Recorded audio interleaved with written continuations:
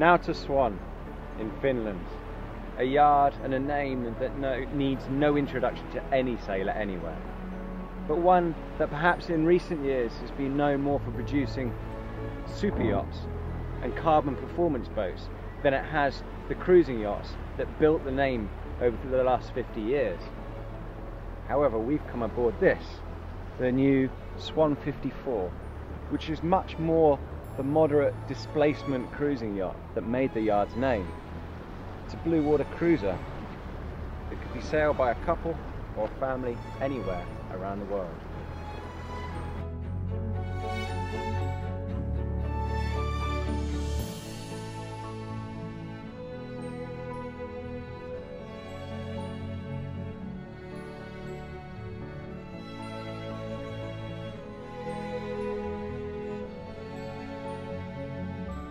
First impression of the sailing performance, just on our way back into the yard. It's been really enjoyable.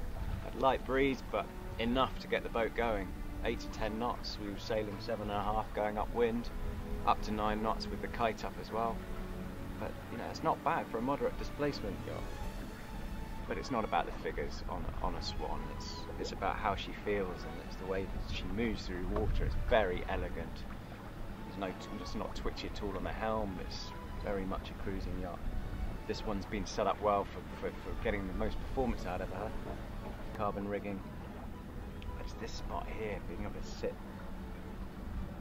in right in the quarters and lean up against the guardrail, because she's not overly beamy by today's measures at all, and really be able to see the whole of 50+ foot of yacht in front of you.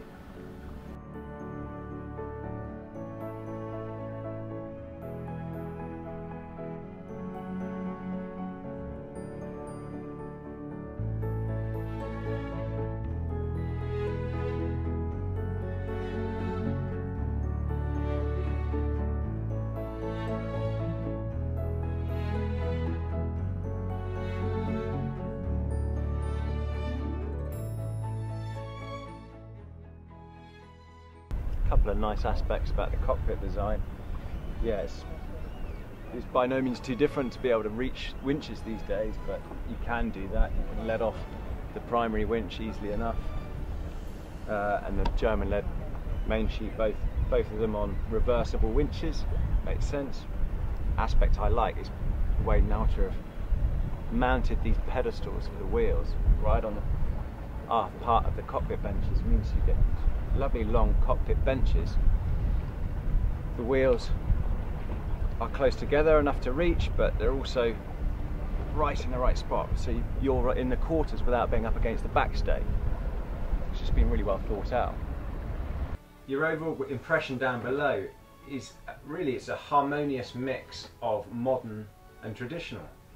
It's a really warm, inviting feel, thanks really to the oak finish of the timber.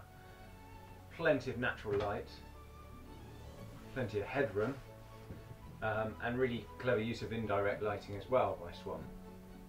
It's a very comfortable interior, generous size saloon, and I like the layout. It's quite refreshing. The galley sort of extends into the passageway area and swaps places in a way with the chart table, but both end up with quite a generous area.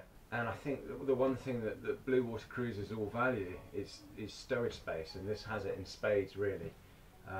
In this layout you get a huge, great workroom style lazarette cabin, and each of the cabins have copious amounts of hanging space and drawer space as well. Might sound a bit boring, but it'll be valued. Going forward, keeping the heads area separate from the shower area, 2 separate doors, so you've got a completely separate shower, I think works really well. And as well as having a double cabin aft, passageway double cabin there works well as well.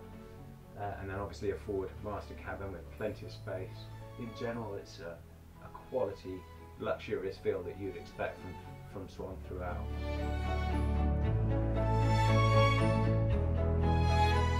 In the last year alone, Swan's brought out a 115, a 95, a radical Club Swan 51 design, and announced a 78 footer.